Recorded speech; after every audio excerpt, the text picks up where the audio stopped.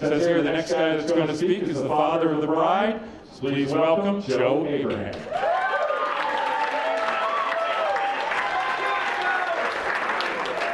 I get to borrow that? Yes. Thank you. All right, I didn't write it down until this morning, and I said, I laid in bed for the last 7.5 months and thought about what I wanted to say at their wedding day. Come here. Hello. There you go. All right, a little better. Uncle Matthew reminded me when he got off the plane from Manchester, UK, that Julia Roberts, when she won an Oscar several years ago, that the Academy Awards, in order to keep their speeches short, they offered anybody who spoke the shortest 50-inch screen TV. And when she got on stage, she told everybody that she already owned one, so sit down and buckle up. So I'm telling you, I already own two 50-inch TVs, and sit down and buckle up. First off, what a wonderful evening. To see your child get married, and to get married to somebody so wonderful is amazing. But what I find even more amazing is how many states and locales have been represented by people that have come to this wedding.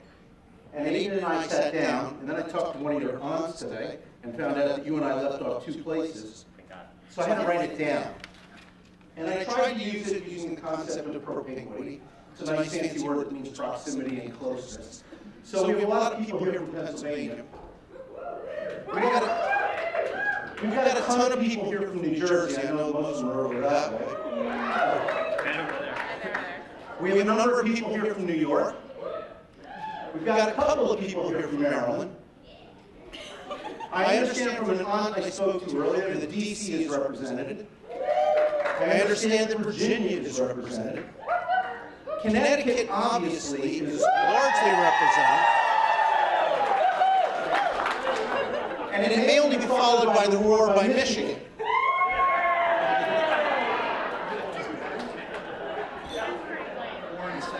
As we work our way through the Big Ten, I understand Illinois is here.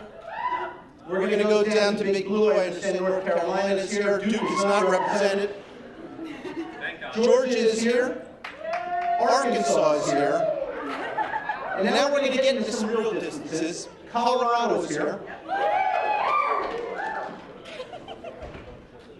Oregon is here, and you may have had the longest plane flight continentally.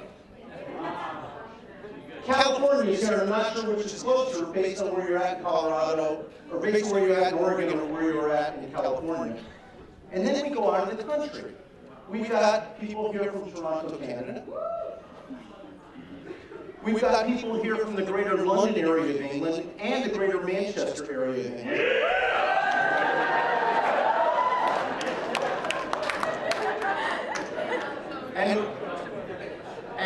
And the furthest away, we have people here from Switzerland.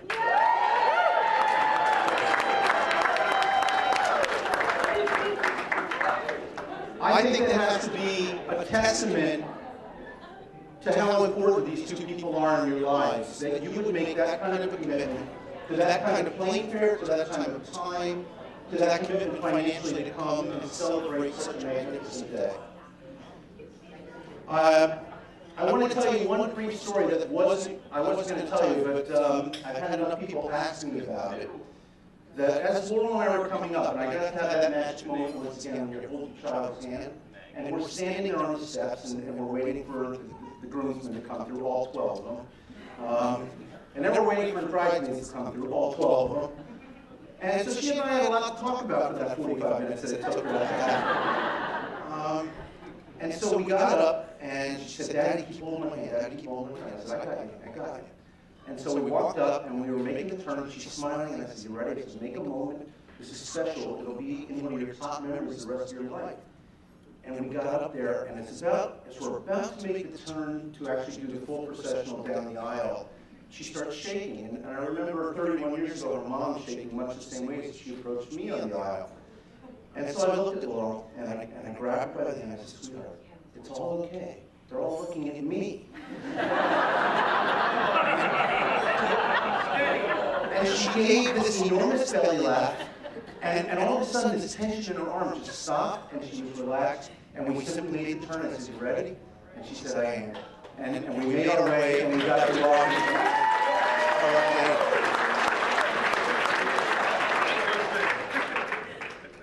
And that's very special to me. And I tell that now because when I did this Father of the Bride speech, I kind of weave, I'm a storyteller. By training, I need a louder groan than that to stop. So once upon a time, I got to weave my 3 elements in here to give a toast. So where this starts is about 33 years ago, I was a graduate student at Lehigh University, and I walked into a room, and I saw a woman who took my breath away and took my voice away, and I don't think I knew where I quite was, and I got lucky enough to persevere. I got extremely fortunate that she said yes. And her mother and I share in this Father of the Bride speech today very much.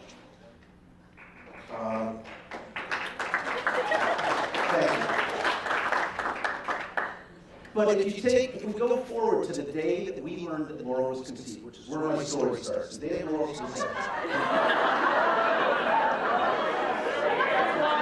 All right, maybe it's about 4 days after the moment she was conceived.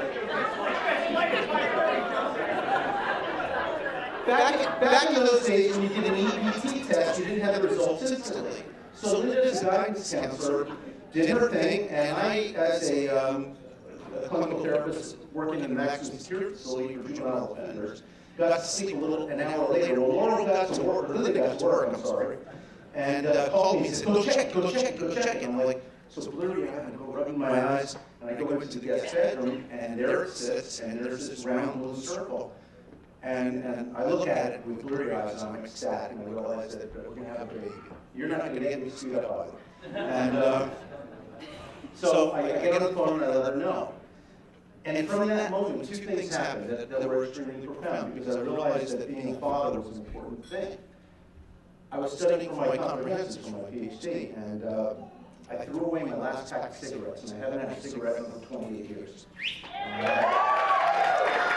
Because I didn't want my daughter to be raised in a home that was filled with smoking while she was in utero with her mother. And that night, I started talking to Linda's uterus, and I would start, because let me get this seriously. We didn't know the sex of our child. Picture the scene. Let's go somewhere. Hang on. Hurry up. Hurry up. Here's where this goes. Every night I started it off the same way. I said, hello, baby, this is Dad. And for 9 months, I said, hello, baby, this is Dad. Now, Laura was 17 days late, broke her mother's tailbone, was born kicking, screaming, forceps delivery, and was crying fiercely at her birth. And we had 7 people in the room, professionals, Linda and myself.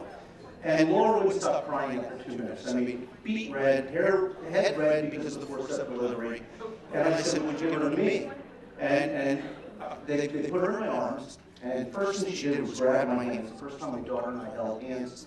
And we held hands again as we walked down the aisle. I'll bring it to the full circle on that.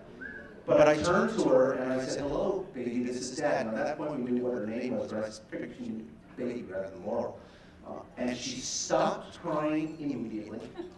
She turned, and I know she couldn't see at that point, but she turned to my face and held my hand, stopped crying, turned to my face, and all the professionals in the room stopped at that moment in time and said, we have never seen that in all the time that we deliver children.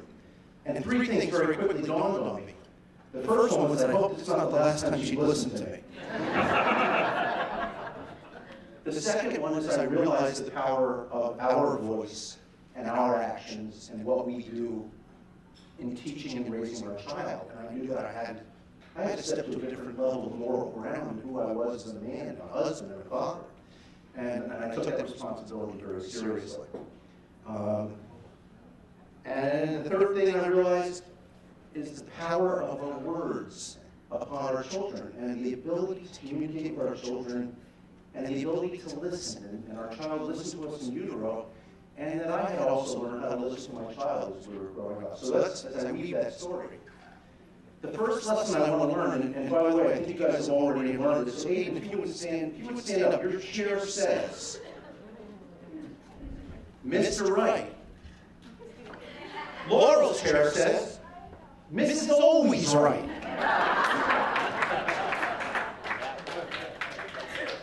As we were looking to name Laurel, and we didn't know if it was a boy or a girl, we decided to be surprised until she was born. Linda and I were sitting there. Linda was reading very voraciously this book of children's names.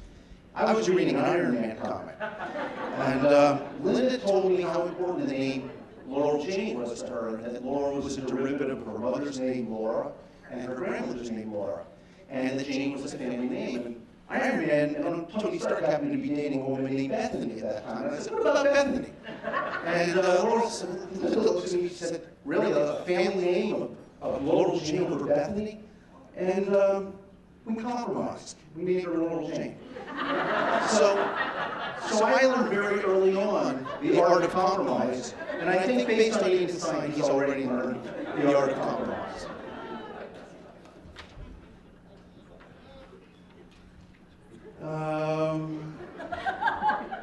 I took her in my arms and told her that I gave you the power of words and try to short this up if I can. Probably the thing I want to deliver the most is, last night we went out for a rehearsal dinner, and it was really cold out. And we were at the back of the line, and I was behind all the bridesmaids, all 12 of them. And we had to wait while instructions were being given by Teresa, who handled this event. And I had to hold my daughter's hand for 10 minutes.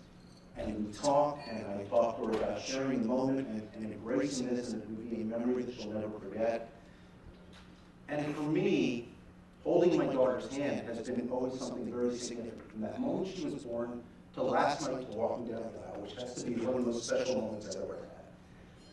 So the one I want to leave you with, as I toast you, is the power of holding each other's hands, because I know that I can express a greater way that I let my wife know I love her on a daily basis, and at those moments to grab her hand. It's probably as significant a moment for me, and as special and as loving a moment as I can remember. And the old adage is, you hold your child's hand for a short time, but they hold your heart for forever. And as you get older, you recognize that it's probably one of the truest statements ever made. I wish I could give the person credit who said it, but it's magic. And I believe in it. So to that, if I could all ask you to grab your glasses, raise up for a moment. Laurel and Aiden, may you always understand how essential it is to compromise. May you understand the power of your words and the need to listen to one another. And may you always hold hands and feel the magic it creates from being in love with each other. Cheers.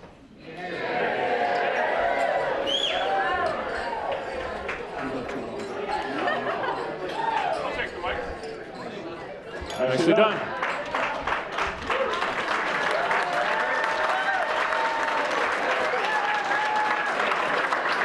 Ladies and gentlemen, to offer the blessing and turn things to the meal, please welcome John Reedy.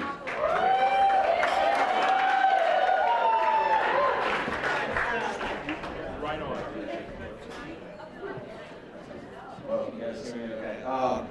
So I'm going to steal some of the thunder of Mr. Abraham, talking about the community. The fact that we've all traveled so far to get here. I didn't come that far, I live on Long Island, so it's about 2 hours for me, but we have folks coming from all over the world, literally.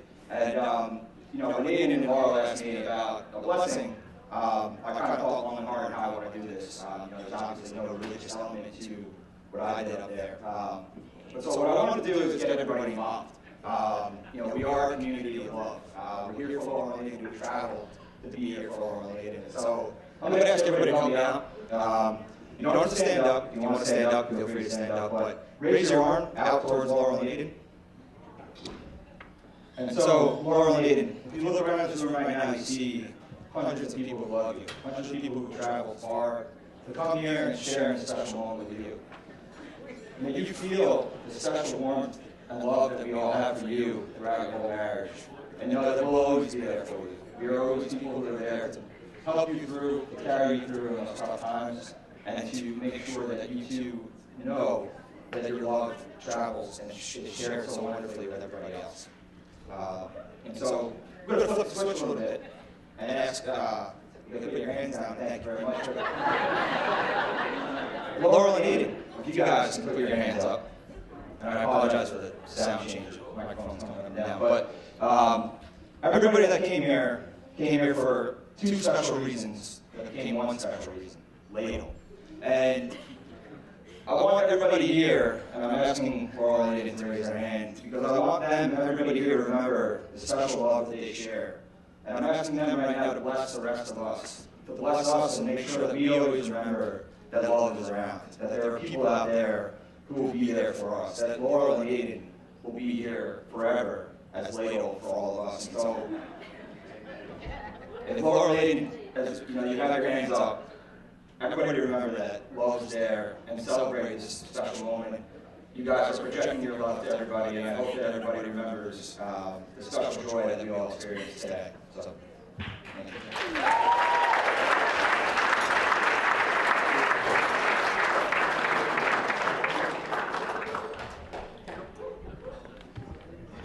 Please welcome the maid of honor, Chelsea Trump.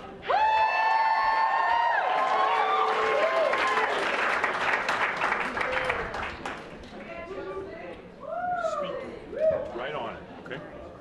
Got it? Now you're good. Okay. Good evening, everyone. I'm almost as bad as the bride. She may have been writing her vows this morning, and I may have written my speech last night. So, good. as you were, kind of turmoiling with this, I was too. But I have to say, I think we both did well. Over the last literally 15 years of my friendship with this lovely woman here, we had more than, I'd say, 1 million memories that I could recount for you tonight. And I've done my best to shorten it to a nice synopsis of our friendship and relationship. As some of you know, we're sort of heterosexual life partners. Sorry. It starts with 7th grade language arts class, really blossoming in 8th grade when we were in Annie. And we acquired our lovely nicknames that stuck with us over a decade of Ducky and Tessie. And for those of us who know us now, we may have adopted a little black dog named Annie, where the original bottle came up with it and it fits us perfectly. So from Annie to Ski Club, to trips to Vermont to go skiing, to being ski techs here at Bear Creek, to both being educators, to our lovely minutes of cookie dough, to now occasionally baking them, to our seriously crazy dance parties in our kitchen, which obviously you can see continue this evening and will for the rest of our lives, to, some serious life-changing events and seriously life-changing people.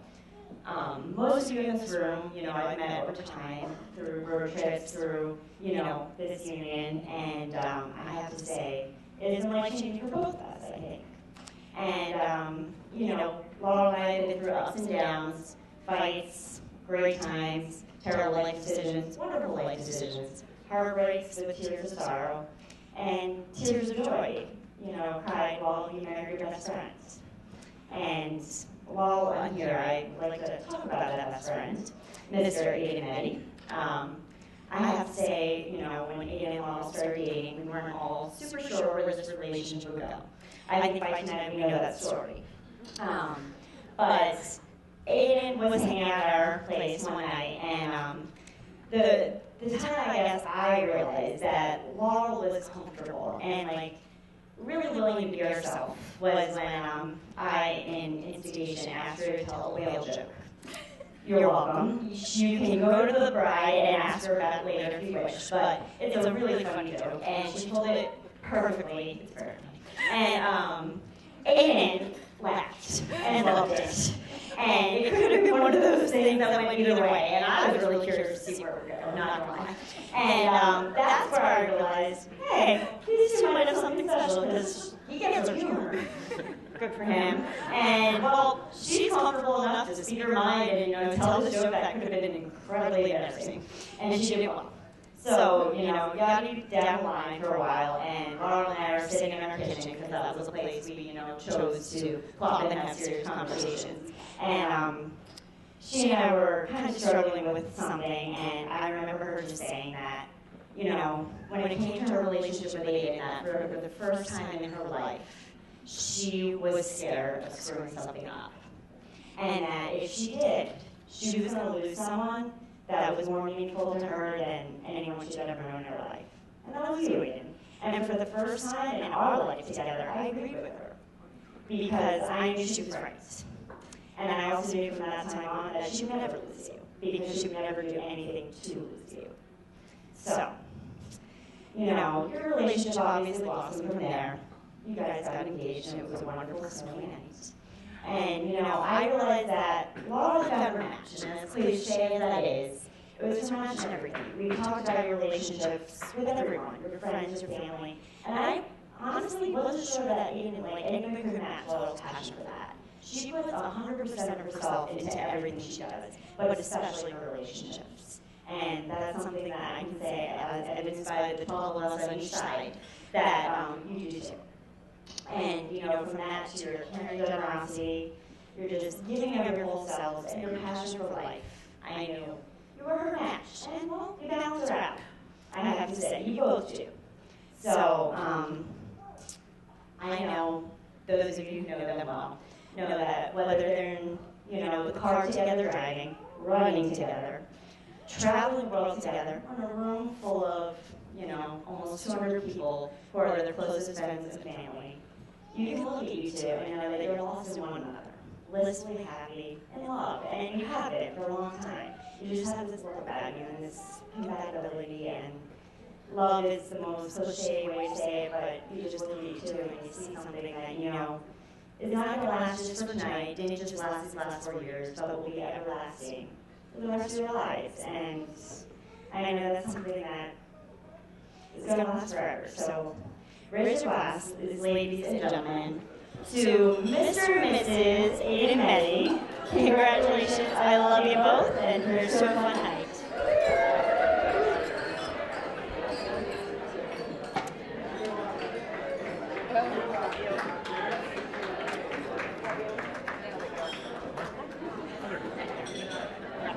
Got one last toast. Please welcome the best man, Tim Hurley.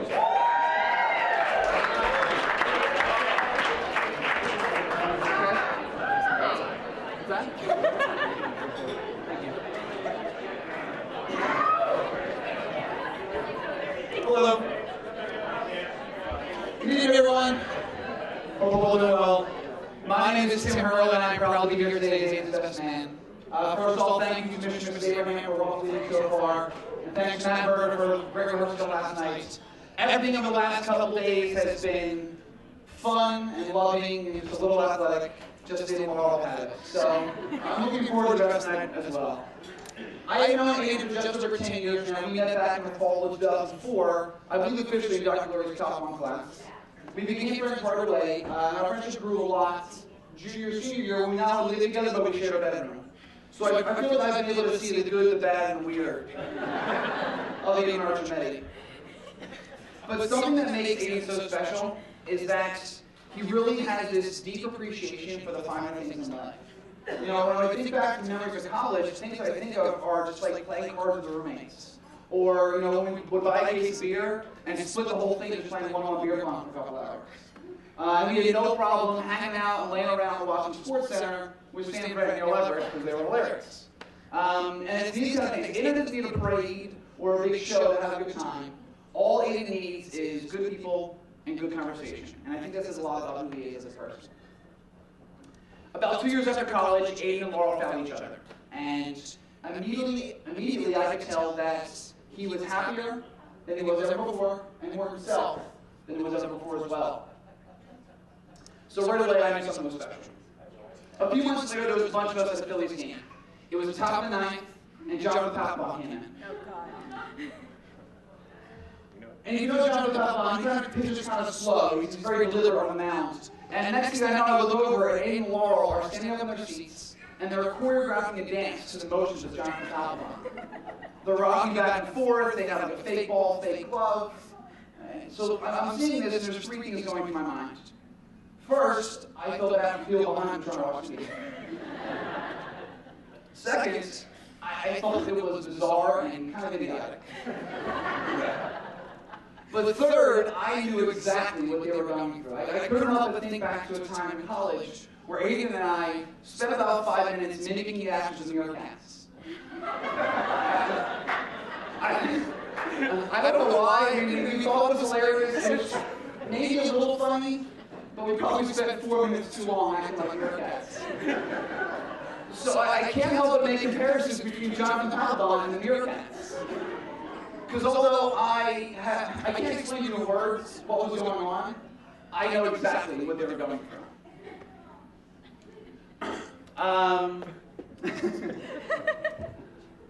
So that brings me to, oh man, let's see, I was doing so well. You have so fun?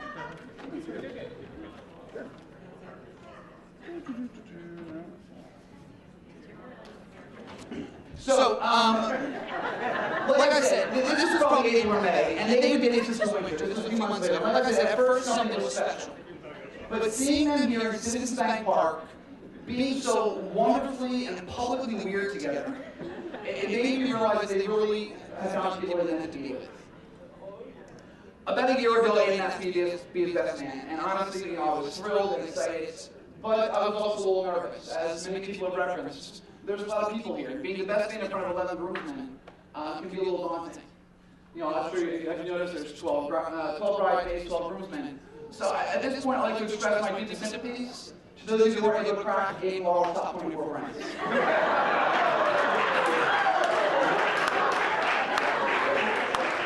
Honestly, if you were up to me, you could all be like, every single one of you.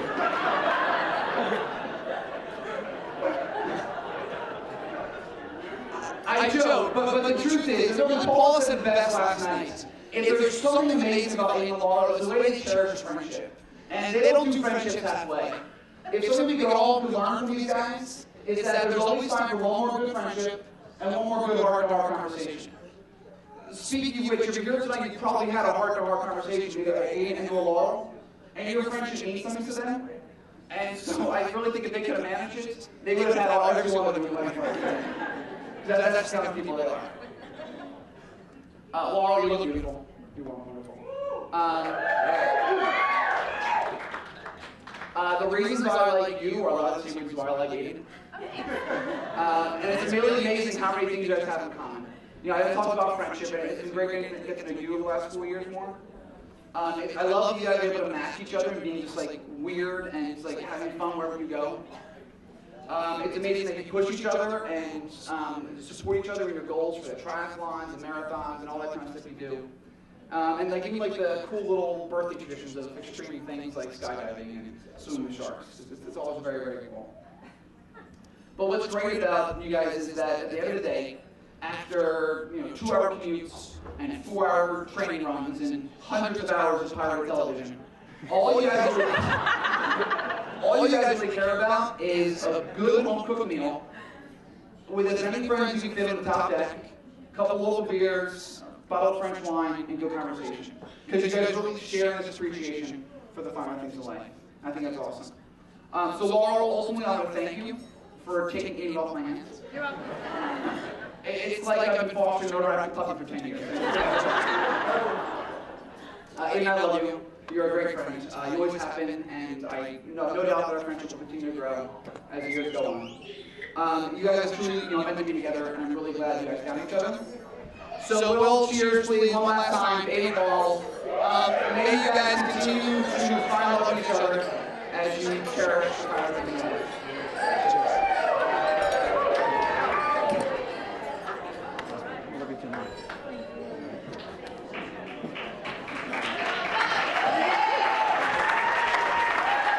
Ladies and gentlemen, the first course is on the way out. We're going to be dancing after that. Enjoy your dinner.